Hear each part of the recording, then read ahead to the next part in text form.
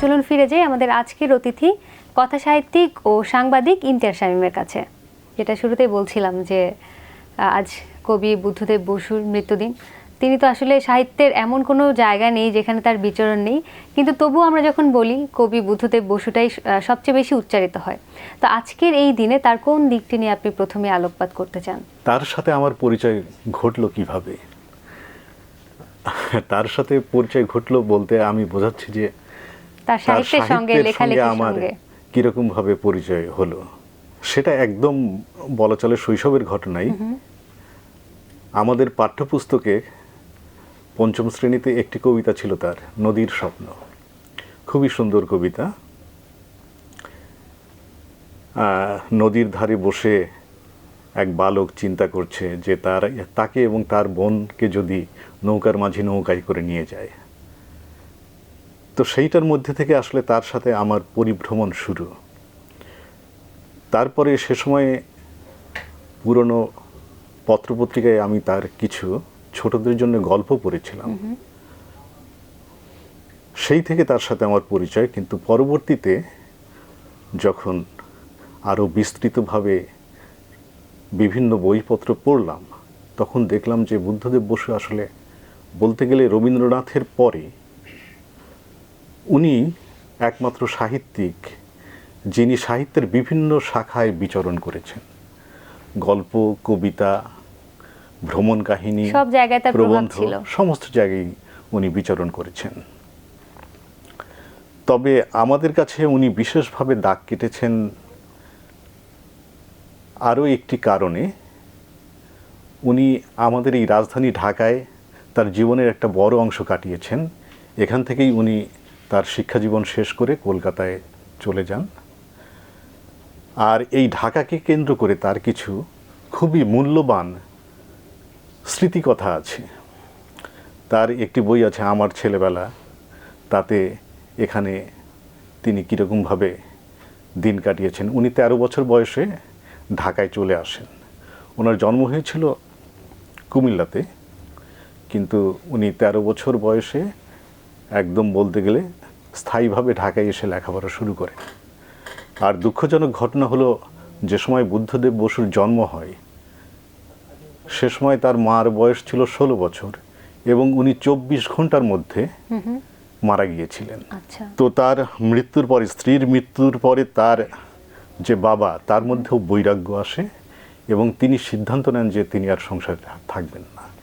এরকম একটা পর্যায়ে বুদ্ধদেব বসুর জীবন শুরু।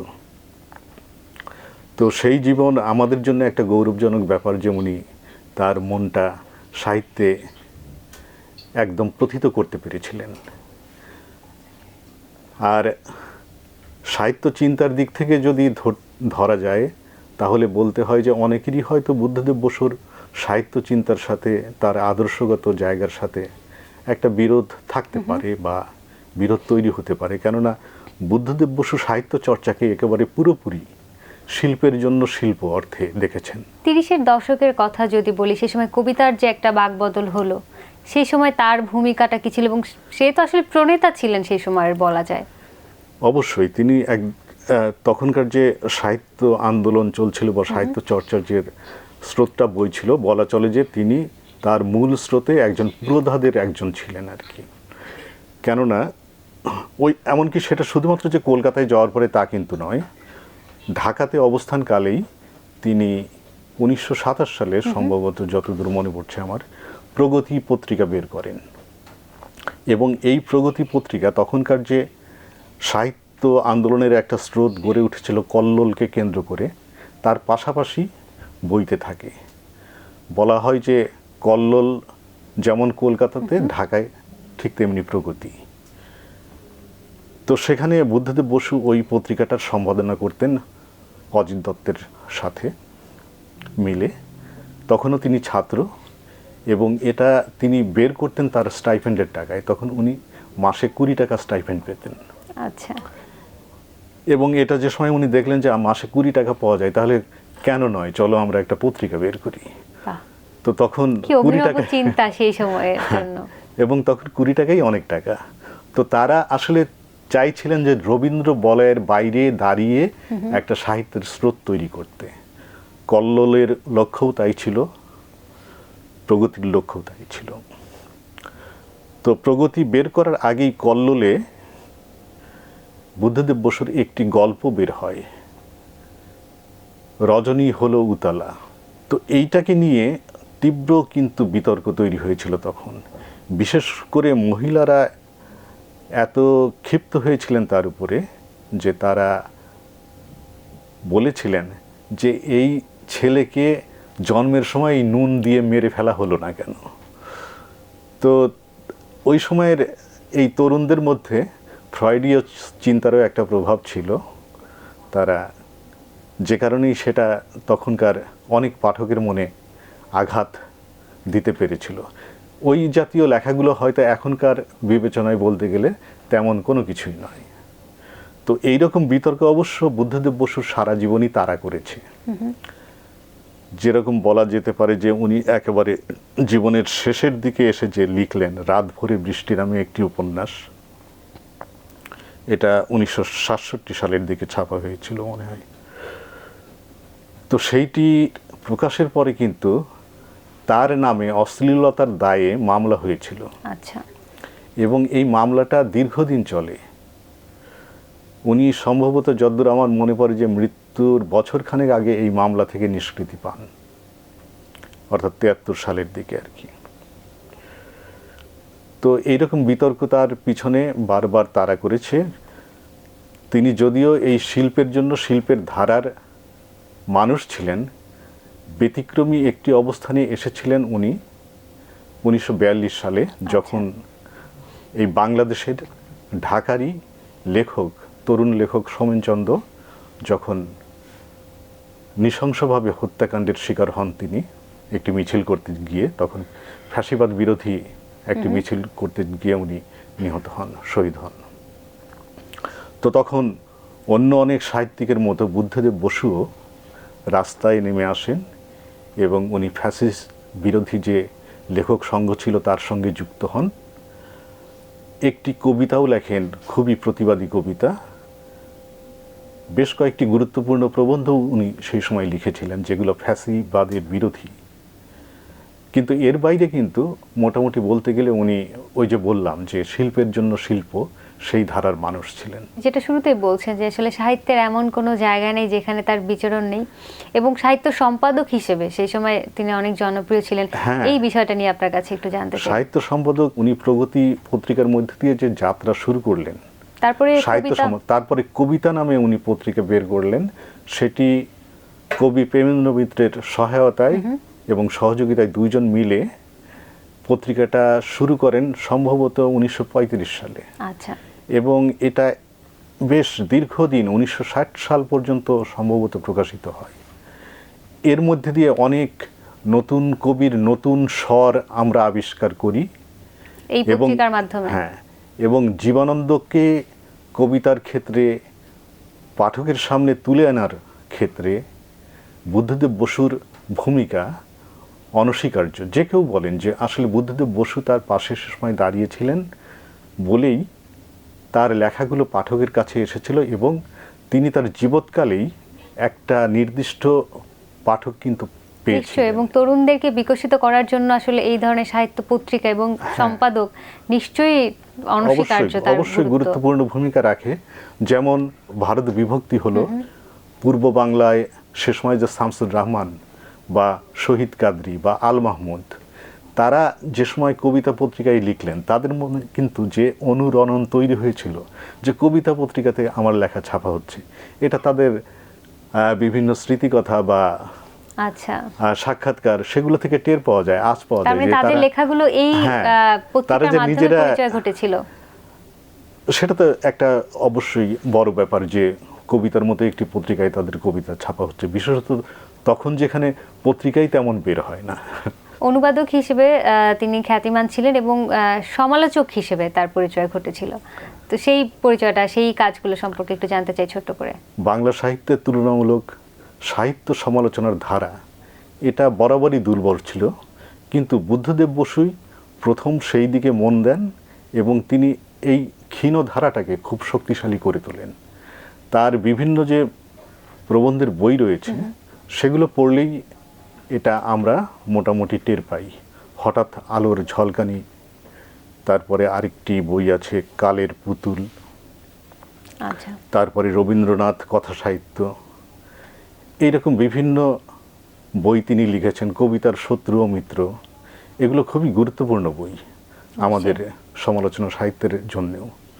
আচ্ছা, এবার একটু আপনার প্রসঙ্গে ফিরে আসি এবং আরো একবার অভিনন্দন জানাতে চাই। বাংলা একাডেমি সাহিত্য পুরস্কার অর্জন করেছেন, নিশ্চয়ই অনুভূতি জানতে চাইবো যে কেমন লাগছে। আমি মনে করি যে আরও অনেক গুরুত্বপূর্ণ সাহিত্যিক রয়েছেন, এমনও হতে পারতো যে তারাও এবার পেতে পারতেন বা ভবিষ্যতে তারা নিশ্চয়ই নিশ্চয়ই এটা পাবেন। আপনার বিনয়, কিন্তু সাহিত্যে অবদানের জন্যই আপনি এই পুরস্কার প্রাপ্তি হয়েছে আপনার। সুতরাং অভিনন্দন তো আমরা জানাবই এবং বুঝতেই পারছি যে আসলে এটা আমাদের সবার জন্যই আনন্দের বিষয়। এবার একটু বইগুলো নিয়ে জানতে চাই। এবারের বইমেলা তো আপনার বই আসছে দুটো, সেগুলো নিয়ে জানবো। বেশ কয়েকটা গল্প নিয়ে লেখা ছড়িয়ে ছিটিয়ে ছিল, কিন্তু এক মলাটের মধ্যে শেষ পর্যন্ত আনা গেল। এক্ষেত্রে অবশ্য আমার এক কি বলবো, বন্ধু বলা যায়, কনিষ্ঠ বন্ধু প্রশান্ত মৃধা, তার একটি বড় ভূমিকা রয়েছে। সে মানে হয়তো চাপ না দিলে, এবং তার পাশাপাশি প্রকাশকও নাগরিক প্রকাশনী সিলেটের সুফিয়ান ওর নাম, ওরা দুইজন মিলে আসলে লেগেছিল জন্য শেষ পর্যন্ত একটা পাণ্ডুলিপি দাঁড়িয়েছে। বইয়ের নামটা গভীর দুপুরে সশস্ত্র নির্জন। হ্যাঁ, এই যে আপনার দীর্ঘদিনের পথ চলা সাহিত্যের সঙ্গে, একটু জানতে চাই এই সময়ে যারা নতুন জেনারেশন আসছে, তরুণরা আছে, তাদের মধ্যে সাহিত্যবোধ, সাহিত্য চর্চা, এই আগ্রহগুলো কতটা দেখতে পাচ্ছেন?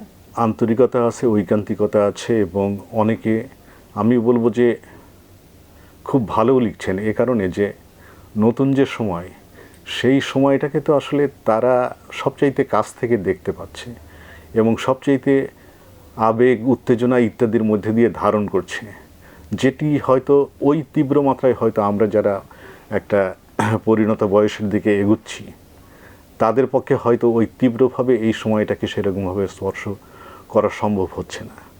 কিন্তু এই যে জনজীবন, সেই জনজীবনের কাছে এখন যাওয়ার সবচাইতে বড় সুযোগ তাদের।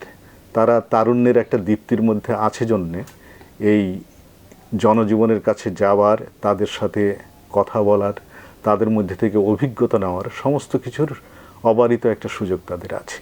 তারপরেও একটি সমালোচনার দিক হয়তো এটি অনেকে বলে থাকেন, বা আমারও যে কোনো কোনো সময় মনে হয় না তা না, সেটি হচ্ছে যে একটি যে ধারাবাহিক যে একটা ধারা বাংলা সাহিত্যের বলেন আর যে কোনো সাহিত্যের থাকে, সেটির মধ্যে দিয়ে কিন্তু একটা জার্নি করার ব্যাপার আছে।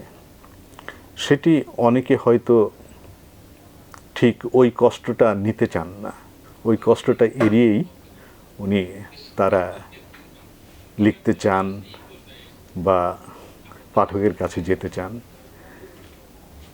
কিন্তু আমি মনে করি যে এগুলো অবশ্য হয়তো সময়ের সাথে সাথে তারা কাটিয়ে উঠতে পারবেন, তারা একটা নতুন মাত্রা তৈরি করতে পারবেন। নিশ্চয়ই। আপনার এই যে দীর্ঘদিনের পথ চলা সাহিত্যের সঙ্গে আপনি নিজে থেকে কতটা এই জায়গায় দায়বদ্ধতা অনুভব করেন যে তরুণদের কাছে আসলে এই যে সাহিত্যের বিভিন্ন দিক রয়েছে সেগুলো তুলে ধরা বা তাদেরকে আগ্রহী করে তোলার প্রতি? এটা আসলে এক একটা সময়ে এক এক রকমভাবে এক একজন ধারণ করে। কারো হয়তো এই গুণটা বেশি থাকে যে সে আরও 10 জন মানুষের কাছে একেবারে খুব কাছাকাছি যেতে পারে, বা অনেক মানুষ আছে যে যাকে দেখলে আসলে অনেকের কথা বলতে ইচ্ছে করে, সে কারণে তাকে ঘিরে কিন্তু অনেকের একটা কি বলবো যে অনেকের বিচরণ আমরা দেখতে পাই। কবি বুদ্ধদেব বসুর কথা বলছিলেন যে তার এই যে কবিতা আন্দোলন, তার যে জীবন কর্ম, সেই জায়গা থেকে এখনকার তরুণরা কি মানে তার কোন দিকটা আসলে তারা অনুপ্রাণিত হতে পারে বা আদর্শ হিসেবে নিতে পারে? উনি কিন্তু জীবনের শেষ প্রান্তে এসে একটা কথা বলেছেন, তার এই যে কবিতার শত্রু মিত্র বইয়েরই কোনো একটা প্রবন্ধে সম্ভবত এরকম একটা কথা আছে যে একটি কবিতা লিখতে আমার কখনো কখনো 5 বছর থেকে 25 বছরও লেগেছে।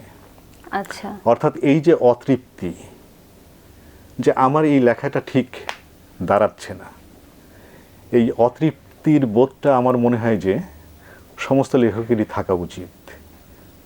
উচিত আমি বললাম এই শব্দটা প্রয়োগ করা ঠিক হলো কিনা জানি না, কিন্তু আমার মনে হয় যে এটা যদি থাকে তাহলে তার লেখা অনেক ম্যাচিউরিটির দিকে যেতে পারে। নিশ্চয়ই। আর আরেকটা ব্যাপারও বুদ্ধদেব বসুর কাছ থেকে আমাদের শেখার আছে, যে এই যে লেগে থাকা, তার মানে আমাকে লেগে থাকতে হবে। এবং উনি পাশাপাশি আরেকটা কথা বলতেন যে যা আমি যেরকমভাবে লিখেছি আজকে যেন সেরকমভাবে আমার লেখাটা না হয়। নিশ্চয়ই। অনেকটা এরকম, মানে আমি হুবহু কথাটা বলতে পারলাম না, কিন্তু বাক্যটার মানে দাঁড়ায় এরকম আর আচ্ছা, কি। অনেক ধন্যবাদ। অর্থাৎ নিজেকে ভাঙতে পারা। নিশ্চয়ই, অনেক ধন্যবাদ আজকে আমাদেরকে সময় দেওয়ার জন্য। আমাদের এই আয়োজনে আজকে কবি বুদ্ধদেব বসুর মৃত্যুদিন, তার প্রতি গভীর শ্রদ্ধা জানাচ্ছি এবং সবশেষে আপনাকে আরও একবার অভিনন্দন বাংলা একাডেমি সাহিত্য পুরস্কার অর্জন করার জন্য। অনেক ধন্যবাদ। আপনাদেরও ধন্যবাদ, যারা এই অনুষ্ঠান দেখলেন তাদের সবাইকেও ধন্যবাদ। ধন্যবাদ। প্রিয় দর্শক, এতক্ষণ কথা হচ্ছিল অতিথির সঙ্গে, এবার সময় হলো বিদায় নেবার। আমাদের অনুষ্ঠান সম্পর্কে আপনার যে কোনো মতামত ও পরামর্শ জানাতে লিখুন এই ঠিকানায়। প্রযোজক দিন প্রতিদিন, Bangla Vision, New Tower, 110 Birottam CR Datta Road, Dhaka 1205। Phone 96320300 থেকে 4 পর্যন্ত। আমাদের ইমেল অ্যাড্রেস dinprotidin@banglavision.tv। রোমান কবি হোরেসের একটি উক্তি বলে বিদায় নেব আজ। তিনি বলেছেন, তোমার ক্রোধ দমিয়ে রাখো, তা না হলে ক্রোধই তোমাকে নিঃস্ব করে দেবে। প্রিয় দর্শক, সবাই ভালো থাকুন, সুস্থ ও সুন্দর থাকুন। আজ সারাদিন সবার জন্য শুভ ও কল্যাণময় হোক।